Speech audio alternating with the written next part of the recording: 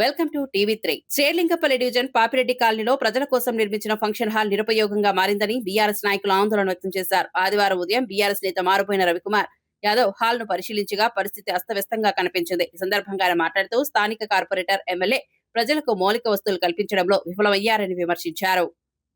Welcome to Time News. Congress ఎన్నికల మేనిఫెస్టోలో ఇచ్చిన హామీ మేరకు యూజీసీ నిబంధనల ప్రకారం డిగ్రీ గెస్ట్ లెక్చరర్లకు welcome to Time News. Congress ఎన్నికల మేనిఫెస్టోలో ఇచ్చిన హామీ మేరకు యూజీసీ నిబంధనల ప్రకారం డిగ్రీ గెస్ట్ లెక్చరర్లకు నెలకు 50,000 వేతనం చెల్లించాలని ప్రభుత్వ డిగ్రీ గెస్ట్ లెక్చరర్స్ అసోసియేషన్ నేతలు డిమాండ్ చేశారు. శనివారం సోమాజిగూడ ప్రెస్ క్లబ్ లో ఏర్పాటు చేసిన విలేకరుల సమావేశంలో రాష్ట్ర అధ్యక్షుడు డాక్టర్ కుర్రా ఈశ్వర్లాల్, ప్రధాన కార్యదర్శి చెల్లా నరేందర్ మాట్లాడుతూ గెస్ట్ లెక్చరర్ల నియామకంలో ఉన్న 3-man కమిటీ డెమో విధానాన్ని రద్దు చేయాలని కోరారు. ప్రతి ఏడాది కొత్తగా ఎంపిక చేసే విధానానికి బదులుగా ప్రస్తుతం పనిచేస్తున్న వారి సేవలను కొనసాగించాలని చెప్పారు. పీరియడ్ ఆధారిత వేతన చెల్లింపు విధానాన్ని తొలగించి ఎటువంటి షరతులు లేకుండా 12 నెలలకు కన్సాలిడేటెడ్ పే అమలు చేయాలని కోరారు. Welcome to time. Telangana intermediate ఫలితాల్లో తపస్య విద్యా సంస్థ విద్యార్థులు అద్భుత ప్రతిభ కనబరిచారు. ఫస్ట్ ఇయర్ లో ఎంఈసీ విభాగంలో 3 విద్యార్థులు 496 మార్కులతో స్టేట్ ర్యాంకులు సాధించగా, సెకండ్ ఇయర్ లో ఆప్రా ఫహ్రీన్ 991 మార్కులతో రాష్ట్రంలో మొదటి స్థానం దక్కించుకుంది. ఖైరతాబాద్ కు చెందిన రిపోర్టర్ రోహిత్ కుమార్ వివరాల ప్రకారం ఈ విజయాన్ని పురస్కరించుకుని హైదరాబాద్ అశోక్ హోటల్లో విద్యార్థులను ఘనంగా సత్కరించారు. ఈ సందర్భంగా సంస్థ డైరెక్టర్ గోగురి శ్రీహరి మాట్లాడుతూ 2012 నుంచి ప్రతి ఏడాది రాష్ట్ర స్థాయిలో టాప్ ర్యాంకులు సాధించడం తమ సంస్థ ప్రతిష్టను చాటుతోందన్నారు. ఈ విద్యా సంవత్సరంలో 6,300 మంది విద్యార్థులు పరీక్షలకు హాజరు కాగా 82% ఉత్తీర్ణత సాధించడం విశేషమన్నారు. విద్యార్థుల కృషి, తల్లిదండ్రుల సహకారం, అధ్యాపకుల నిబద్ధత వల్లే ఈ ఫలితాలు సాధ్యమయ్యాయని చెప్పారు. రవణ గత రెండు నెలల నుంచి దీనిపైన పోరాడుతున్నారు. వచ్చి పెళ్లిళ్ళ సీజన్ వస్తుంది, మీరు క్లీన్ చేయండి, లేకపోతే ఇంత దయనీయ స్థితి నుంచి దీన్ని మార్చండి అని చెప్తుంటే ఒక్కరు కూడా పట్టించుకున్న నాదుడు లేడు. పైపెచ్చి ఆయన మీద ప్రజా పోరాటం చేస్తుంటే ఆయన మీద కేసులు పెట్టి ఆయన గొంతు నొక్కేయాలని చూస్తున్నారు. మీరు గొంతు నొక్కేయాలని చూస్తే ఏ రోజు కూడా మా ప్రజాగలం ఆగదు, మా బీఆర్ఎస్ పార్టీ నాయకులు వెనకపోరు. ఖచ్చితంగా మీరు ఎన్ని కేసులు పెడితే అంత ముందుకు పోతాం. ఇట్లాంటి అభివృద్ధి పనులకు మేము ముందుండి అభివృద్ధి చేయడానికి మీకు మేము సహకరిస్తాం. కావలిస్తే మేము వచ్చి ఊడుస్తామని చెప్పాము. మేము వచ్చి ఊడుస్తామని చెప్తే ఒక్క రోజులో పరుగున ఉరికొచ్చి వాళ్ళు ఏదో ఊడవడమో లేకపోతే ఇంకో పనులు చేయడమో అది కూడా నాకే వస్తే ఒక రోజు చేసి 1 గంట చేసి ఫోటోలకు పోజులు ఇచ్చి పనికిమాలిన నాయకులు వస్తారు, మీరు నమ్మకండి అని చెప్పి వెళ్ళిపోతారు. కానీ అది కాదు కదా.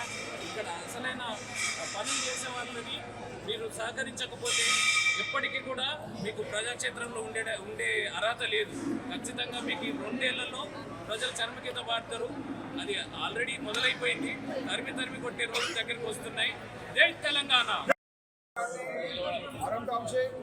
మరియు ఆర్థిక సురక్షాలి ఉన్నటువంటి కార్లందరూ కూడా ప్రజలందరికీ నా నమస్కారం తెలియజేస్తూ ఉన్నాను. ముఖ్యంగా బీఆర్ఎస్ పార్టీలకు ప్రత్యేక ధన్యవాదాలు తెలియజేస్తూ ఉన్నా. ఈరోజు మేము పాపిరెడ్డి కాలనీ మల్టీపర్పస్ ఫంక్షన్కి సందర్శించాం.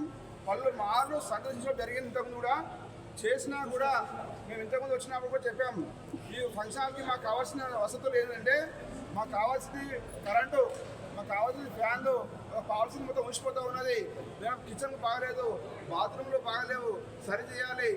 పెళ్ళిళ్ళు వస్తాయి, ఒక 4 రోజుల్లో పెళ్ళిళ్ళు వస్తాయి. మేము గత నెల క్రితం కూడా వచ్చిపోవడం జరిగింది. మాకు పెళ్ళిళ్ళు వస్తాయని చెప్పడం జరిగింది. పెళ్ళిళ్ళు రానే వచ్చినాయి. ఈరోజు పెళ్ళి అవుతుంది. మాకు డ్రెస్సింగ్ రూములు కానీ అమ్మాయి అబ్బాయి రెడీ అవ్వడానికి కూడా అక్కడ ఆస్కారం లేదు. కిటికీలు మొత్తం పగిలిపోయి ఉన్నాయి, బాత్రూమ్లు మొత్తం పగిలిపోయి ఉన్నాయి. అక్కడ అసలు వాష్రూమ్లో పోయే పరిస్థితి లేదు, మొత్తం దుర్వాసన. ఈరోజు కాలేజీ చూస్తుంటే మా పెళ్లి పెద్దలు ఒక పెద్ద ఆయన కలిశాడు. అసలు మాకు ఇక్కడ ఏం వసతులు లేవన్నా, 23,000 మేము అక్షరాల్లో కట్టాము జిహెచ్ఎంసీకి డీడీ. అసలు మాకు ఇక్కడ ఏమి కూడా మాకు వసతులు లేవు. ఫ్యాన్ చూసిపోతూ ఉన్నాయి, ఆ పాలసీలు మొత్తం మా పైన పడుతూ ఉన్నాయి. మేమే ఎత్తి మొత్తం క్లీన్ చేసుకోవడం జరిగిందని చెప్పారు. అదేవిధంగా ఫ్యాన్ చూస్తూ ఉంటే లేవు. ఇప్పుడేమో మనం చూస్తూ ఉంటే మనకి ఇప్పుడు ఎండాకాలం, మా సమ్మర్ కాబట్టి చాలా ఇక్కడ ఉబ్బరిస్తుంది అన్న. మాకు ఏం లేదు, కరెంట్ లేదన్నా, స్విచ్ బోర్డు లేదు, అంటే ఒక్క స్విచ్ బోర్డు కూడా లేదు. మొత్తం మీరు చూడండి అన్న, ఒక్కటైనా ఒక స్విచ్ బోర్డు లేదు. వాళ్ళు కరెంట్ కూడా డైరెక్ట్ మెయిన్ నుంచి ఇచ్చుకోరు. అంటే ఈ పరిస్థితి, ఈ యొక్క దుర్మార్గమైన పరిస్థితి మాకెందుకు రావాలి? మాకు ఎందుకు రావాలి మీరు చెప్పండి కాంగ్రెస్ నాయకులారా. మీకు ఓట్లేసి గెలిపించినందుకు మాకు ఈ యొక్క మాకు ఇదో పరిస్థితి, ఈ ఘోర పరిస్థితి మాకు అవసరమా? ఈ ప్రజలు మధ్యతరగతి ప్రజలు ఈరోజు ఈ యొక్క బాధ అనుభవించాల్సిన అవసరం ఏముంది? మా కేసీఆర్ గారు ఇంత బ్రహ్మాండంగా ఈ యొక్క కన్వెన్షన్ రీతిలో కడితే ఈరోజు మీరు ఈ ఫంక్షన్ని ఎందుకు ఇంత నిర్లక్ష్యం చేసి ఇలా మొత్తం ఖరాబ్ చేస్తూ ఉన్నారు? మాకు ఒకటే డిమాండ్, మాకు కావాల్సింది తక్షణమే మాకు కరెంట్ కావాలి, స్విచ్ బోర్డులు అయిపోవాలి, ఈ ఫ్యాన్లు మొత్తం ఉంగాలు అయిపోయినాయి, పగిలిపోయినాయి, పాలసీలు పగిలిపోయినాయి, మాకు పాలసీలు సరి చేయాలి. అదేవిధంగా మాకు వాటర్ ఫెసిలిటీ వాటర్ కావాలి. ముఖ్యంగా మాకు ఏంటంటే అమ్మాయి అబ్బాయి రెడీ అవ్వడానికి కావాల్సినటువంటి 2 గదులు నీట్గా చేయాలి. అందులో ఉన్నటువంటి బాత్రూమ్లు కానీ నీట్గా కావాలి. అందులో అసలు లైట్లు కూడా లేవు.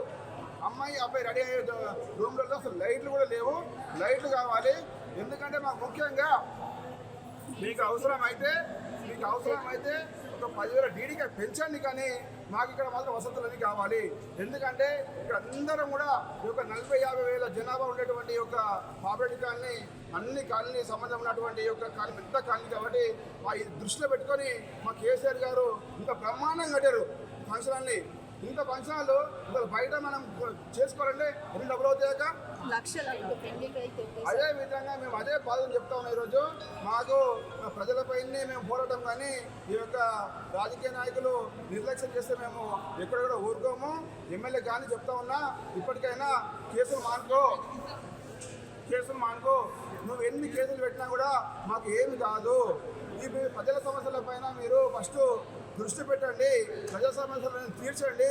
మనకు ప్రజలు ఓట్లు వేసినారు, మీకు అది మర్చిపోయి మీరు బీఆర్ఎస్ నాయకులు ఏమైనా పడితే మీకు ఏమి కాదు. లాస్ట్ మీకు మీరేది గుండుస్తున్నా ఇంటికోవడమే తప్ప మీకు ఏం మిగిలిందని చెప్పేసి కూడా ఈ సందర్భంగా తెలియజేస్తా ఉన్నా.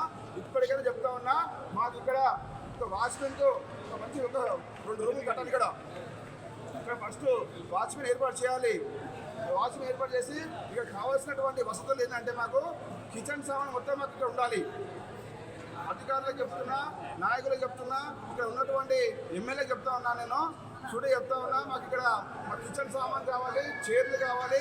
పర్మనెంట్గా ఇక్కడ మాకు ఒక వ్యవస్థ ఏర్పాటు చేయాలి. ఒక వాచ్మెన్ పెట్టేసి ఇంకొక అవసరమైతే ఇంకొకరికైనా కాంట్రాక్ట్ ఇస్తారా ఏమి ఇస్తారా మాకు సంబంధం లేదు, కానీ మాకు చైర్లు వంట సామాను ఎప్పటికిక్కడే అందుబాటులో ఉండాలి. ఎందుకంటే మేము బయటకి తెచ్చుకోవాలి. ఇంత పెద్ద ఫంక్షన్ కట్టినాక ఇంత పెద్ద ఫంక్షన్ కడితే మీరు పోయింది కదా గవర్నమెంట్ పేరు మీద, కనీసం మీరు ఈ వంట సామాను, ఈ చైర్లు, జనరేటరు, కరెంటు ఇవన్నీ మీరు ప్రొవైడ్ చేస్తే మీకు ఇంతకన్నా బాధ్యత లేదా? మీకు అర్థమవుతా ఉన్నది, చూస్తుంటేనే అర్థమవుతుంది మీకు ప్రజల పైన ఎంత ప్రేమ ఉంది. కొంతమంది చెప్తా ఉన్నారు,